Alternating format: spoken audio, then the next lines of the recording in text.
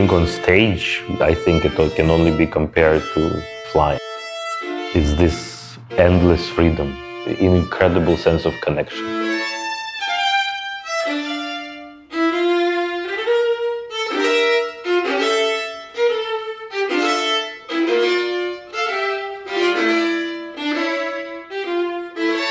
By now, when I think violin, I think the sound of extra.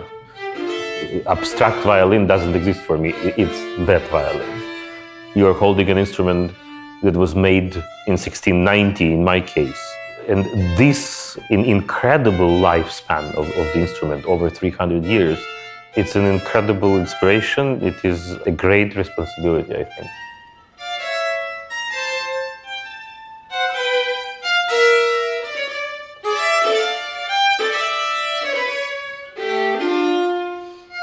I'm not the same violinist I was 20 years ago, in a large part because of the instrument.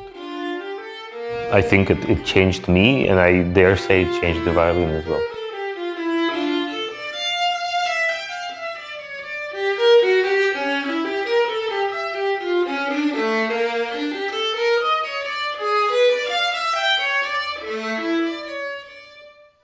What is the story of the greatest violins on earth? It all started in a small town in Italy called Cremona, where two of the most renowned violin makers both lived and worked in the early 1700s, Antonio Stradivari and Giuseppe Guarneri del Gesù. The violins that these makers created have endured through the ages as the finest violins ever made. Superior construction, design, and sound quality lies within these instruments, each one considered a masterpiece by the world's greatest musicians. The Stradivari Society is dedicated to the preservation and pursuit of excellence in classical music by identifying the most promising and talented artists and uniting them with these rare, superb Italian instruments.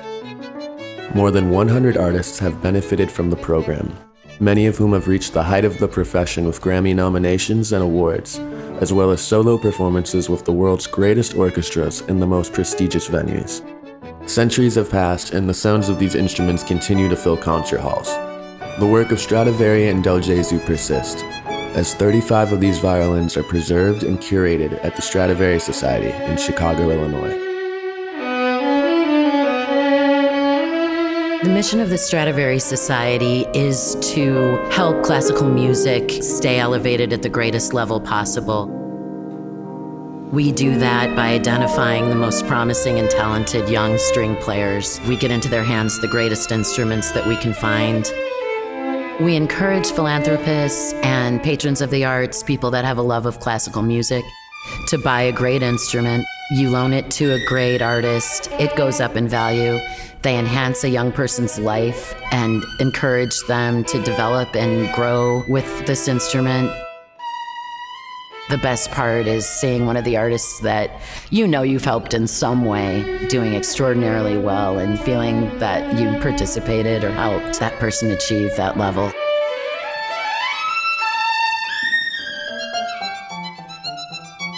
I feel very, very lucky that I get to do what I do. To travel all over the world, visit a lot of beautiful places, play with wonderful musicians. A golden period Strad has a sound that is very bright. It's kind of like an acoustical phenomenon. Violins from this period are particularly sought after by soloists because they project so well in very large spaces.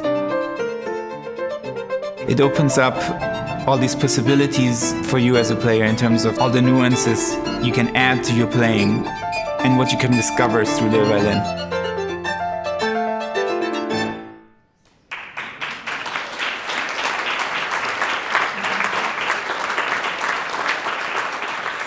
It's just like anything else, I think, you can tell what's good and what's better. When you're listening to a Strad, I think you really have the best of all worlds. So we try to put them in the hands of the most gifted, and each time they play, they spread the word. It was very important to have these violinists that are very talented to be heard, because sometimes they just got to get lost in the shuffle. I think it's a wonderful thing that there are people who will give instruments like this to performers to play, because these instruments were created to be played, to be heard, and that is their purpose.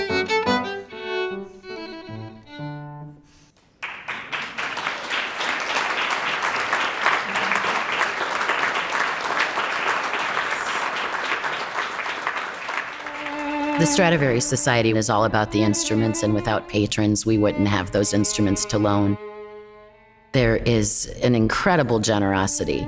If you think about owning something that is worth $5 million and you put it out into the world and you trust an artist to take care of it and respect it as it should be, is a remarkable thing to do. Stradivari Society has really become family for me and family for many other long-term recipients. Without them, we might not be able to discover some great talents.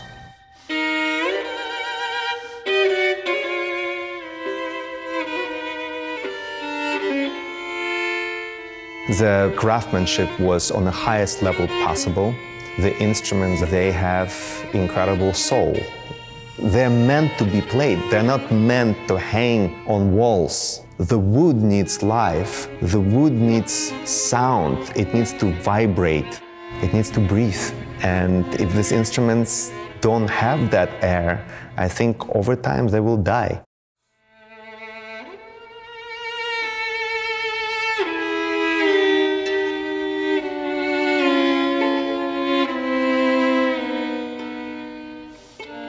There are many different ways that we equate having the instrument in our hands. It's like an other dimensional experience which can touch the strings of your soul in many ways. I always see the story. No matter what it is that I'm playing, I see the story. And with a great instrument, it is easier to tell the story.